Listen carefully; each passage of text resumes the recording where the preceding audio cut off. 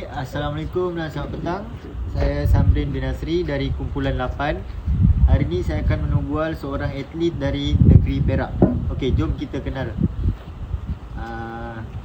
Boleh saya tahu latar belakang dan nama penuh, umur dan sukan utama yang anda ceburi?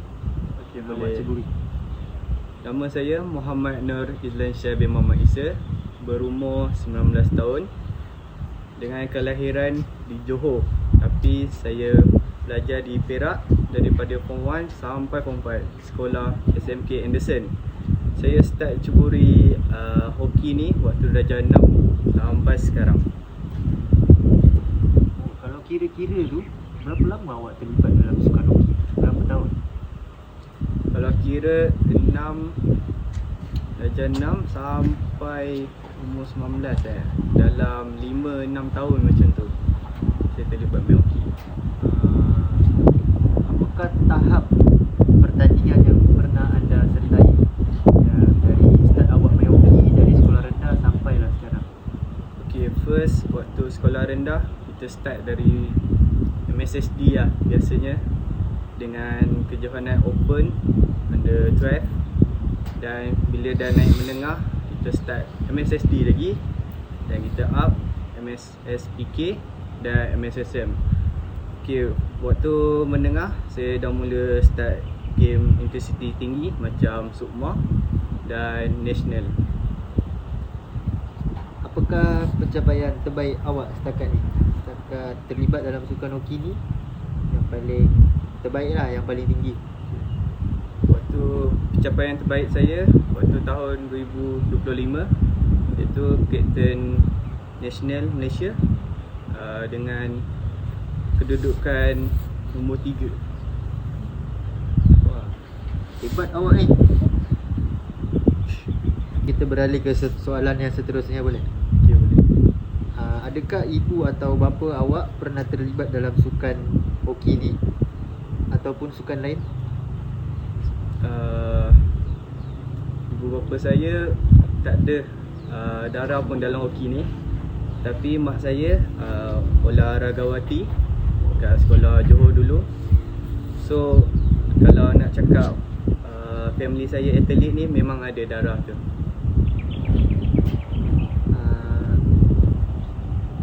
Adakah ahli keluarga terdekat atau adik-beradik yang aktif dalam sukan? Kalau nak cakap family besar, saya rasa saya more to lebih tinggi dari sukan ni daripada akademik. Okay, macam main hoki ni kan, kita mesti ada kelebihan yang kita ada untuk orang nampak kita ni potensi kita, betul? Okay. Bagi awak, apa yang awak rasa ciri fizikal yang membantu prestasi awak dalam sukan hoki ni? Dari segi, tak kisahlah kekuatan, stamina, kelajuan atau skill ke? Untuk saya, saya more to stamina, intelligent dalam game. Bila saya dalam game, saya kadang malas untuk gerak, tapi saya mengarah. Sebab apa? Bila more to kita gerak, kita banyak buat salah. So saya mengarah untuk game tu lagi sempurna dan ikut tactical team lah. Adakah awak mudah untuk membina kekuatan atau stamina berbanding rakan sukan-sukan yang lain? Untuk stamina, saya more to training personal. Kalau saya rasa kurang, saya training personal. And mestilah kalau dalam team, bila dah jadi captain, kau kena lebih dari orang. Betul. Sebab nanti kan orang nampak dia tak layak jadi kapten kalau kita ni kat bawah kan. Ya, betul. Pernahkah jurulatih menyatakan awak mempunyai kelebihan fizikal semula jadi, ataupun dia bagi tahu yang awak ni ada yang kelebihan yang dia nampak kat awak yang tak ada dekat tim lain, dekat rakan yang lain? Macam saya cakap tadi, saya ni untuk fizikal memang kurang sikit, tapi sebab intelligent dan IQ dalam game boleh dikatakan okey untuk nak tim tu ke arah menang dan selamat. Saya sokong pada pendapat awak tu sebab moden sekarang pun lebih kepada guna otak je. Kalau tak ada otak main pun, kalau main bagus boleh kalah juga. Betul. Okey, kita pergi soalan seterusnya, boleh? Boleh. Adakah keluarga awak menyokong penglibatan dalam sukan hoki? Macam mana cara diorang menyokong? Contohlah dari segi membeli barang keperluan sukan ke? Okey, kan saya start main hoki dari darjah 6. Memang dari darjah 6 tu, kalau saya minta apa-apa ke, diorang akan bagi. Tak ada macam halangan ataupun kurangan untuk saya dalam training hoki ni. Memang bagi saya, kalau dana apa semua tu okey lah. Siapakah individu yang paling banyak memberi galakan kepada awak untuk main sukan hoki? Untuk sukan hoki tu more to diri sendiri. Dan bila dah join tim-tim besar macam tim Sukma Perak, coach yang selalu membantu lah dan menggalakkan. Bagaimana peranan jurulatih dalam perkembangan prestasi awak dalam sukan hoki? Macam mana jurulatih bantu awak berkembang dalam sukan hoki?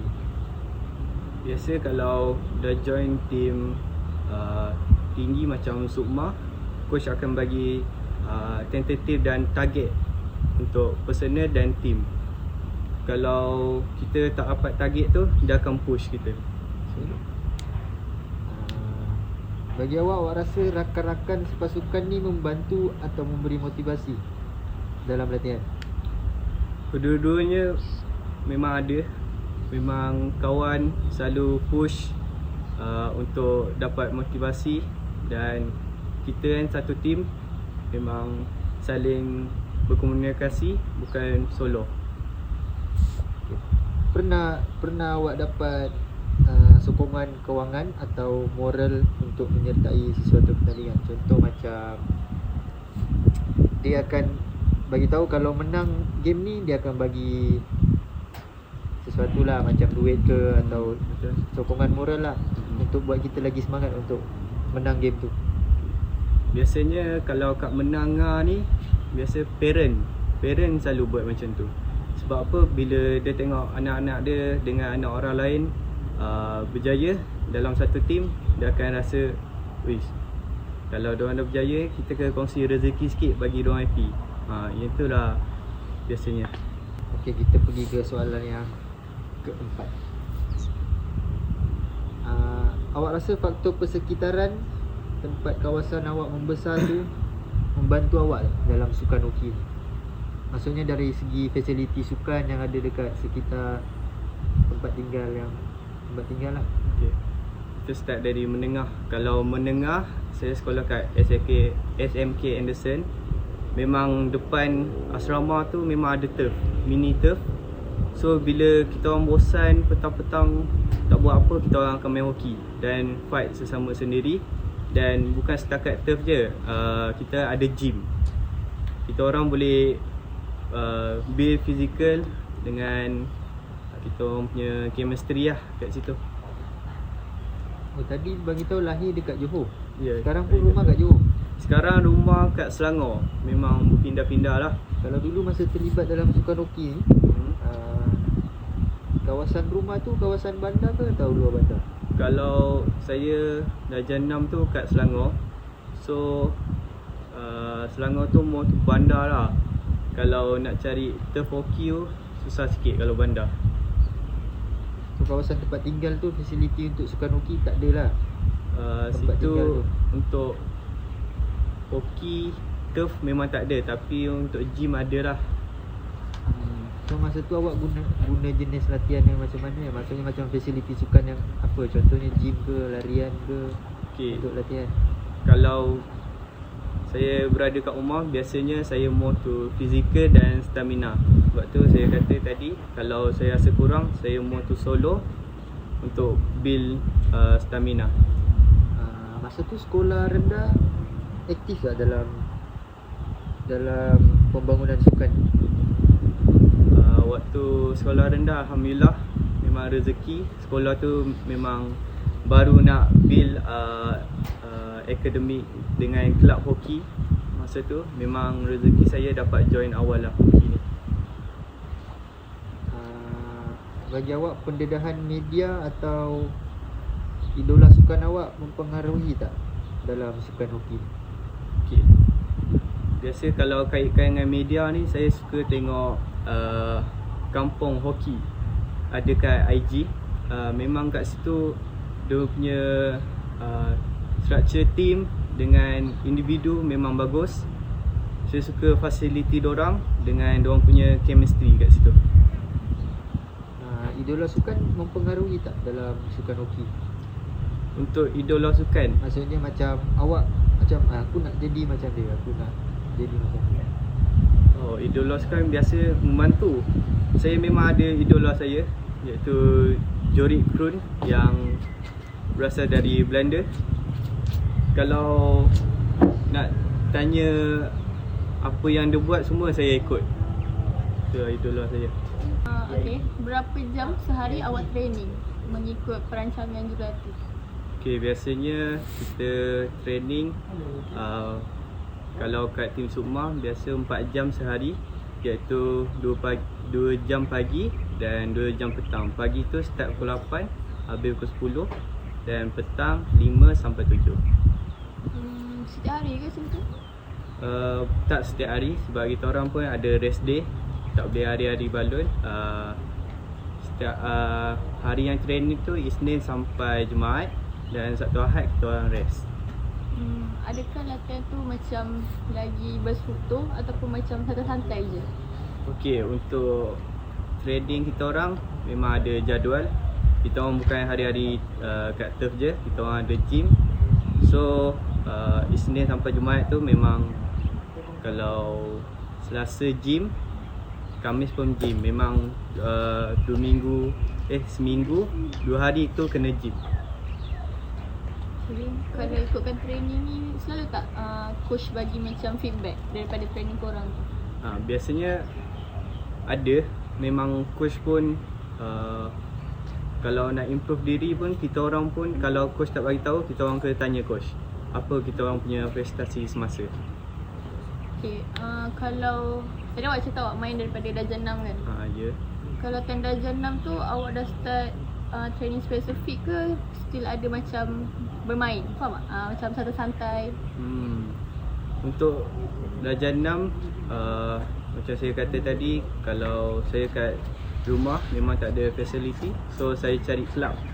Club tu untuk saya lebih improve, sebab kalau ada club dia mesti ada turf. Dia akan booking turf untuk training sama. So saya join club tu untuk tingkatkan diri lah. Okay. Pandangan awak terhadap proses pemilihan atlet dan perkembangan sukan di Malaysia ni macam mana awak pandang? Okay. Kalau pandangan saya, sebab tu kat Malaysia ni ada MSSD, MSPK dan MSSM.